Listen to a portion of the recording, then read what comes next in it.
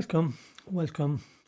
Eddie Lenahan here, and thank you for joining us on this, our latest podcast. And before we start, I'd like to thank our sponsors and all those who have helped us to make our podcast possible. Thank you very, very much indeed. Now, this latest podcast the subject will be trees. Trees, they're much in the spotlight of late because, as you all know, without trees we wouldn't be here. And a great deal of damage is being done to trees all over the world. We hear about carbon footprint, carbon this, that and the other thing, and replanting of trees, cutting down of trees. But trees in Ireland have been in the spotlight, if you could call it that, since time immemorial, as far as the records go back.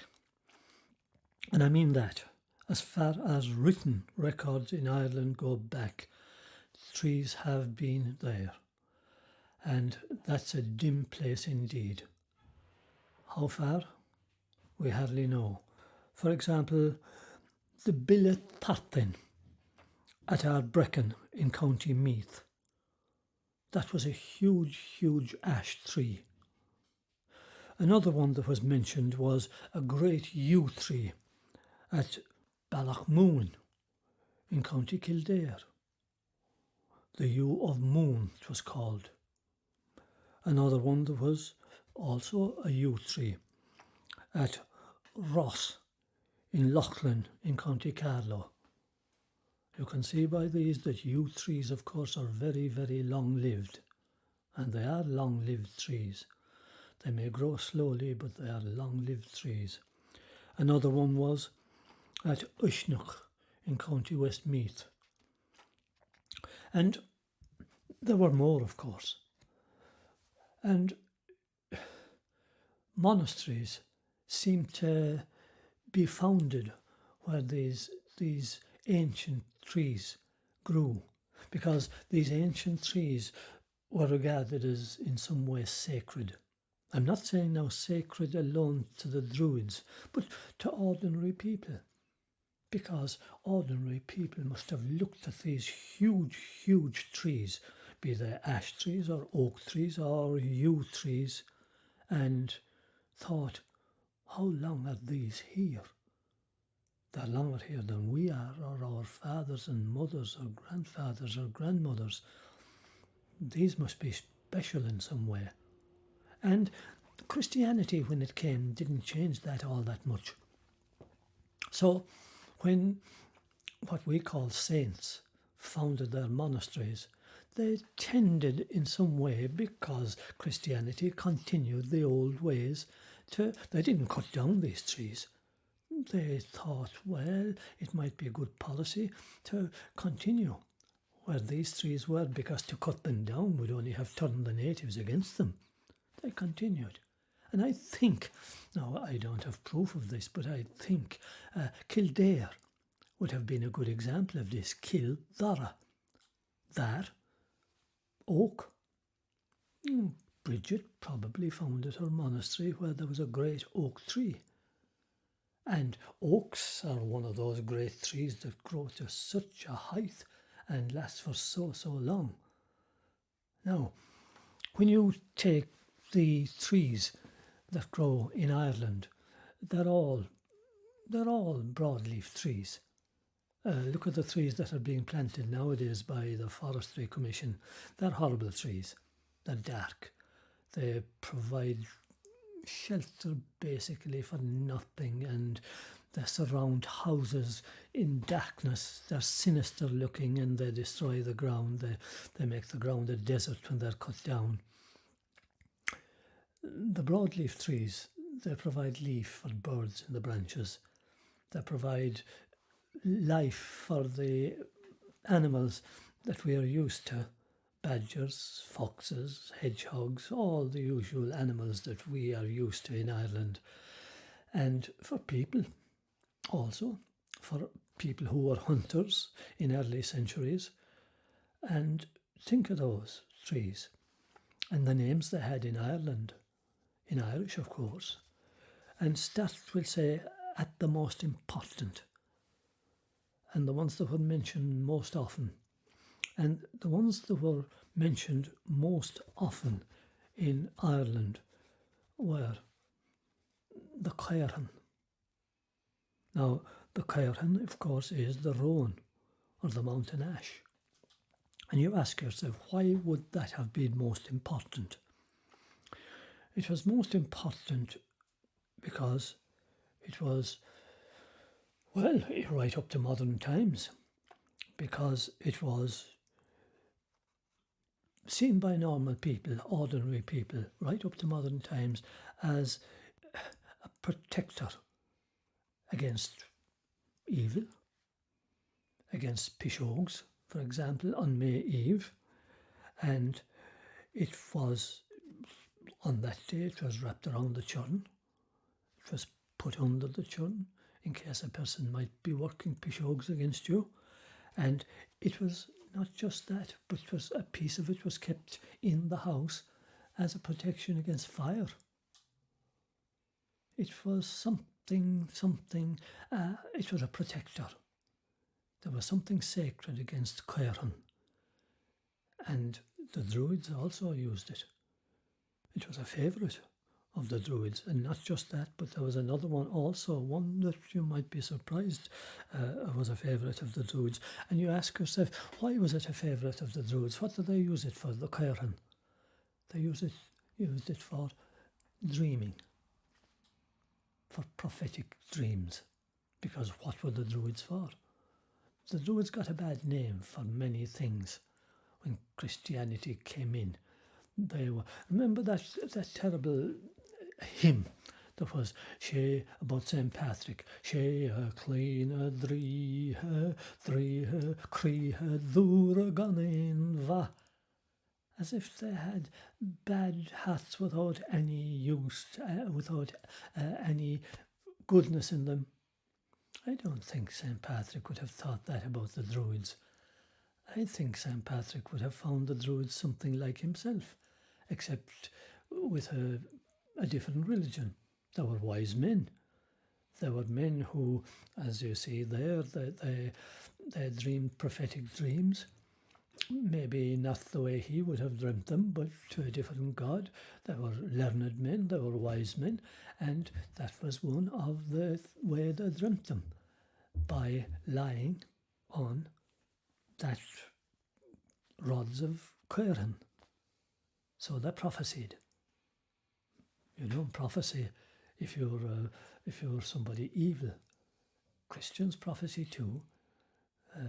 The prophets did the same thing.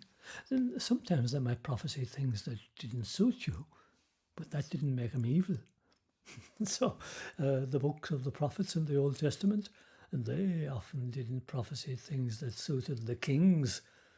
They told them things that the kings were going wrong, but that was yours to do as you pleased when they did prophecy.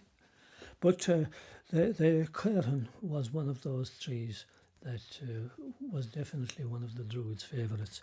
And then there was Hazel, closely related to that. Cull is hazel, and same associations with prophecy. And an interesting thing about hazel, the River Boyne, as you know, was a most important river because it flows by what we call the great burial chambers at North and Doath and at Newgrange. And very few people know where the Boyne rises though. But where the Boyne rises, there were supposed to be 9 hazel bushes. And in the nuts of those hazels was supposed to be the source of all wisdom. Now, there's where the Druids were anxious always to get those nuts because they provided wisdom. So hazels were very important to the Druids. They associated hazels with wisdom. And we know, of course, that the Druids, what we would call it, a staff was of hazel. Today, right up to our own time, when a person wasn't sure whether they should build their house on a particular patch of ground, when they were in doubt that there might be a fairy path at that place, what some people used to do was they'd cut 4 hazel sticks of medium size, and where they intended to build their house, they'd put 1 and 1 and 1 and 1 on the 4 corners where they intended to be those corners of their house, and leave those hazel sticks overnight. And if any of those hazel sticks was moved out of its place overnight, don't build on that site, because that was the fairies saying, this is our path, and if you build here, you'll have no peace in this house. Now, I knew people who actually did that, and a person called here to me only last year, 2019, and his wife was kind of edgy. They had bought a new site, and his wife was edgy. She was not sure about the site they bought, and she asked, would we check it in that way? I wasn't going to laugh. It was an awful lot better to check it and put our mind at rest, and we did. We got 4 hazel sticks. My house is surrounded by them here. We got 4 hazel sticks, and we went and we put them down as requested on the site where they intended to build the house, 4 corners, and I heard no more about it, so they must have been satisfied. So some people do still believe that such things should be checked. But hazel. So hazel does have that power, and always had that power, which is peculiar. Why not ash? Why not sycamore? Why not any other? No, it's hazel, cull in Irish. Now, I would say the third one in importance would surely have to be whitethorn, gal. Some people would say, no, I would say most people would say you should never bring whitethorn in bloom into the house. It's regarded as unlucky. It's a lovely flower. It's a lovely, lovely flower in May. It's the May bush after all. But people say that, no, it's an unlucky thing to bring into the house. Is that because you're taking it from the fairies? I don't know. But the lone bush, the fairy bush, right to this very day, is regarded as the lone bush, the Scach Éanor. Most people won't interfere with that. You'll hear people today laughing at the notion that, come on, the fairies that own the lone bush. But how many people will destroy a lone bush, demolish a lone bush? You know yourself about the Scach at Latoun when they were building the M18. That's a notable case where they built the motorway around the bush. And there have been plenty others, like the one down in Limerick when they were building the factory in 1976, and that factory did not prosper at all, Ferenca. And there have been others in like manner, lesser cases. But I personally wouldn't interfere with a lone bush. Now, you ask yourself, what is a lone bush? I'm often asked to come out and have a look at a lone bush. And you see, a lone bush sometimes is only the remains of a ditch that has been demolished. And you know that. But a lone bush A real lone bush is a bush that has been there on its own from time immemorial. You see, there's so much demolition going on now of ditches and fields, small fields being let into one big field for the sake of modern machinery, that it's hard to know what's going on. You have very often now to go to ordnance survey maps, 6-inch maps, to have a look back to see what was what in 1912, 19 whatever, and you see the way the landscape has changed hugely. Forts are being demolished, but that's the way progress, I would say progress inverted commas, but progress is progress too, because machinery has got bigger and look, farming has changed. There's no getting away from that. So I mean, you have to move with the times, I suppose. That's the way things are. But lone bushes, luckily yet, most people do respect them, because the stories are still there of people who didn't and what happened to them. And your health, or your children's health, or your family's health can be affected. It's a well-known fact. Now, that can come from psychological things, concerns, or it can come from physical concerns.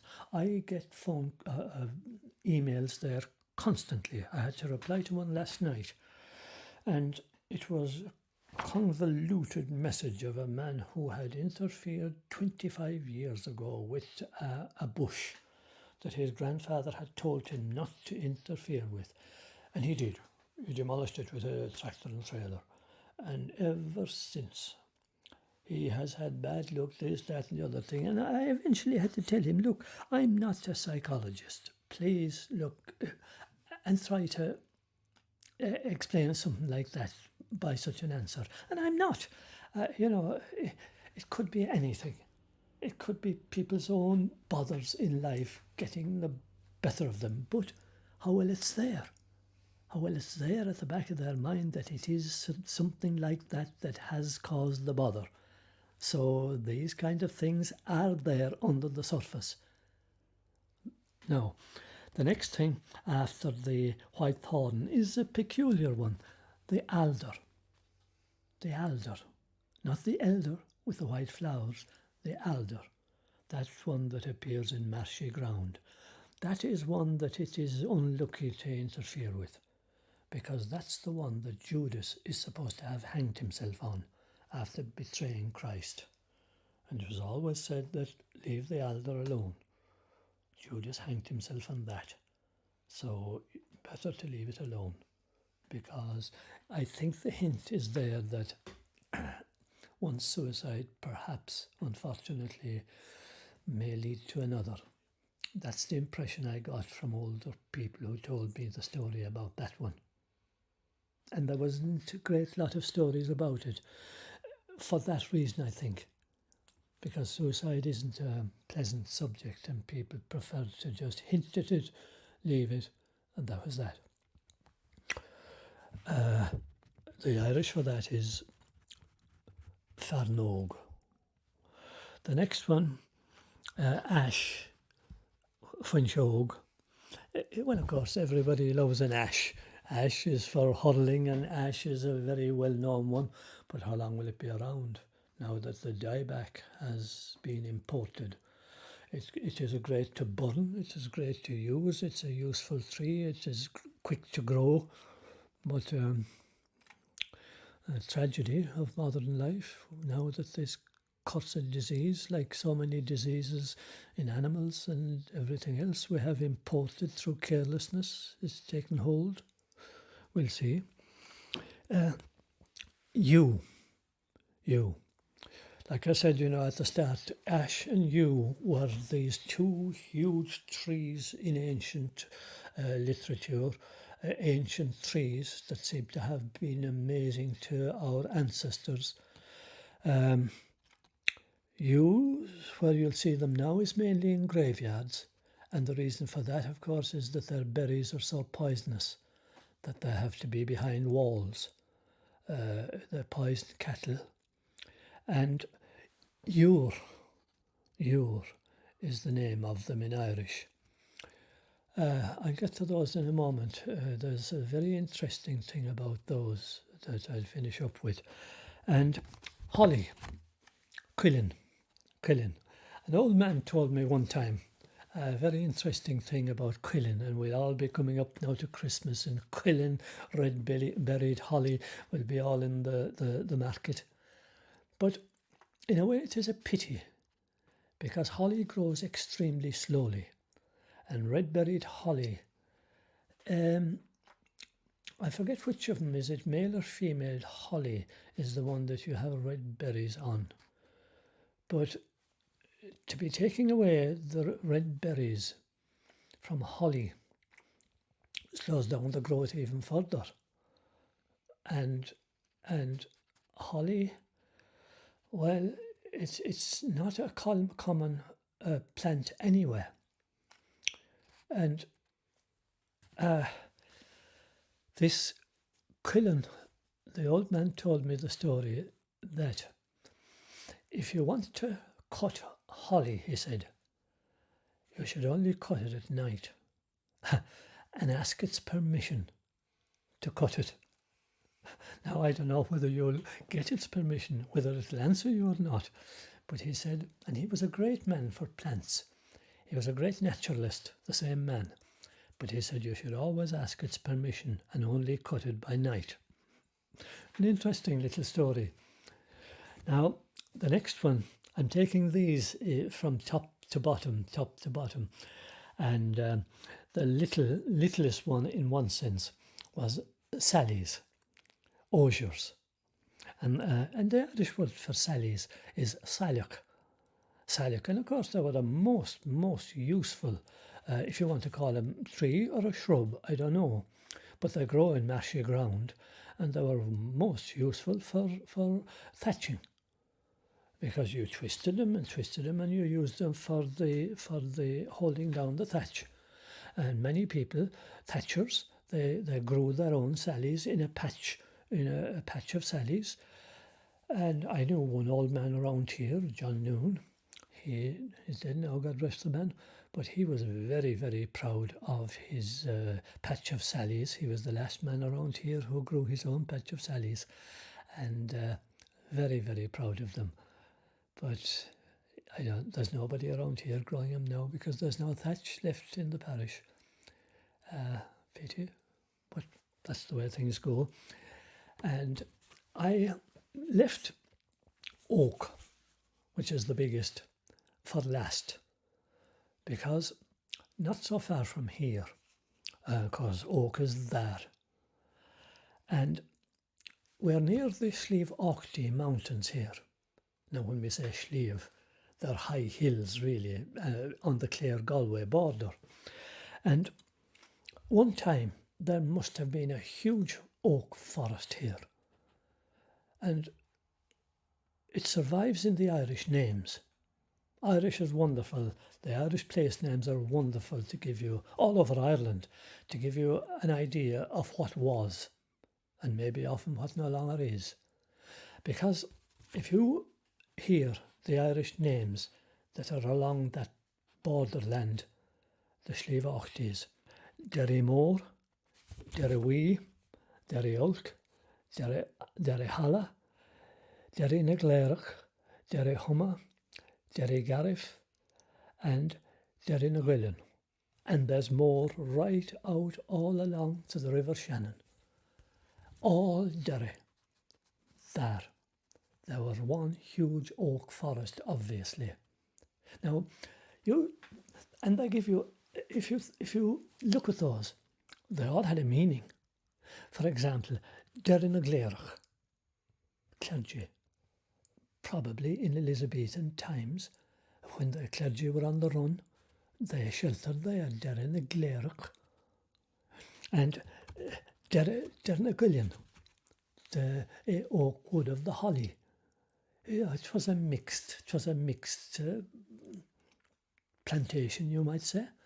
at least holly could grow there. There'll be no holly growing in the old plantations that have been planted by the forestry. And Dara Ulk, there's something sinister about that. Ulk, evil. Dara Ulk, evil. And Dara Garif, the rough oak forest. Lovely names, beautiful names that mean something, every one of them. And then over in the County Galway, as almost a continuation of that, you have Derry Bryan, the little village of Derry Bryan. And then, as we all know, Derry, in County Derry, there are Columcille, which later, under British influence, turned into Londonderry when the London Company took it over. But it was originally there are Columcille, the oak wood of St. Columkill. And you have Kildara, St. Bridget's one, as I said. And if you go to Tipperary, you have Temple Derry, and you have more and more and more of them. All you have to do is study the Ordnance Survey maps. But sadly, I have been told many times by the old people, you ask yourself, where does beech come into all of this? Because beech is a mighty tree, a tree very often planted by the landlords in their great estates. Well, I suppose Irish people were so busy looking in over the high walls at these great trees that when they got their independence, when we got our independence, we get in over the walls and cut them down as fast as we could. Well, sadly, that's partly true, because I have been told time and time again by old people that I was visiting and recording that as soon as these big estates were broken up and the Land Commission took over, shame on them, that they sold these trees, and travelling, what do I call it? Travelling sawmills came around and they cut down the timber just for planking. They cut down these great trees and just sold them for planking. Fine trees, healthy trees, they just sold them for planking. There was nothing wrong with the trees. They were beautiful trees. There was never any thought of, aren't these lovely things to leave there? No, they were a lot better to just get rid of them and sell them and take them into Limerick or take them into Galway or somewhere and just saw them up. They were too big for firewood, so just saw them up. And these travelling sawmills went around cutting them up. It was a shame, it was a disgrace. I have just taken out the trees out of the Ordnance Survey map, and you just look over that same Ordnance Survey map and you pick those trees. I pick out, for example, Cullen in County Cork, Quillen, Holly, my Cullen in County Galway, the Plain of the Holly, and on and on and on. And you'll find them all over the place. And you say, oh, look, there are places where there might be no such thing now. But what I would suggest is that what children in school might be taught is, here's Irish. Here's a way of teaching Irish, an interesting way of teaching Irish. Give them a map and ask them, pick out something like trees. Go over the map and give them a section of the map, and here's for you. And pick out a number of names, place names, that have the name of a tree in them. And give them a little prize for, be it oaks, ash, trees of whatever kind. And you'll find them, they'll find them, and they'll remember them. They'll remember names after they have played a game with them, rather than teaching them grammar or anything else. It's a kind of, children love that. They love games, but games to teach them language. I think it's a no-brainer. It's a no-brainer.